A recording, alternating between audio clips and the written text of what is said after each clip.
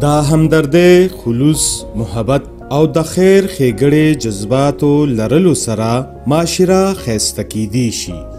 هم په دې جذباتو او احساساتو باندې پورا الخدمت فاونډیشن پاکستان د ژوند په مختلفو دایرو یعنی صحت، تعلیم، د سکلو صفا اوبو، کفالت یتاما، مواخات پروګرام او دا مختلف قسم آفاتونه متاثر شوي ولس خدمت دپاره هر وخت د الخدمت فاونډیشن رضاکار په دیانتدارۍ سره خپل کار ته تیار وي.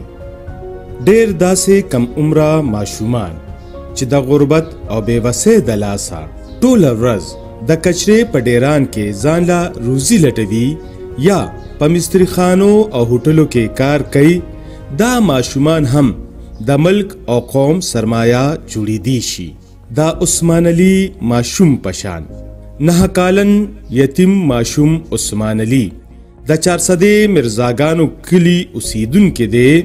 دیلا د 15 کالو چې پلار یې وفات شو او د 3 رونو خویندو او د مور د پالنې او د خوراک څښاک ذمہواری د عثمان علي ماشوم په وړو اوږو باندې شوه، ځکه چې د دې د پالنې نور هیڅ څوک نه وو. عثمان علي ماشوم د لوبو نه دی خبر چې د ماشوموالي لوبې څه ته وایي. روزانه سحر وختي ځي، په یو مستریخانه کې ټوله ورځ په 20 روپۍ باندې کار کوي او بیا په هغه 20 روپو باندې د خپلو وړو رونو خویندو او مور پالنه کوي. خو اوس د عثمان علي کورنۍ ډیره خوشحاله ده، ځکه چې الخدمت فاونډیشن 400 دا ماشوم د مستریخانې نه پاسو او په یو ښه تعلیمي اداره کې داخل کو او د درونو خویندو او د ټول کور د اخراجاتو ذمہواری هم الخدمت فاونډیشن په خپل سر اخسته ده. اوس یتیم ماشوم عثمان علي سحر وختي پاسي خو مزدوري لنا خپل سکول ته ځي او بیا د سکول نه پس د دینی علم د زده کړې دپاره مدرسې ته هم ځي.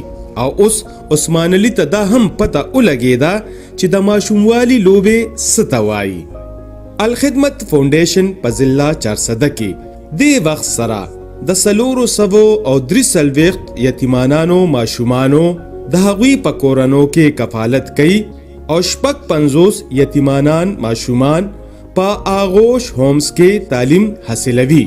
اوس الخدمت فاونډیشن سره نور 220 داسې یتیمانان ماشومان دي چې هغه هم ستاسو د کفالت په انتظار دي. د یو ماشوم په سر د میاشتې 3,500 روپۍ او د کال 2,000 روپۍ لګي. نو ستاسو په لږ شان مرسته دا ټول یتیمانان ماشومان د معاشرې یو ښه او کامیابه انسان جوړیدی شي. راځئ چې موږ ټول په دې نیک کار کې د الخدمت فاونډیشن مرسته وکړو او په جنت کې د حضور صلی الله علیه و آله وسلم سره نږدې ځای حاصل کړو.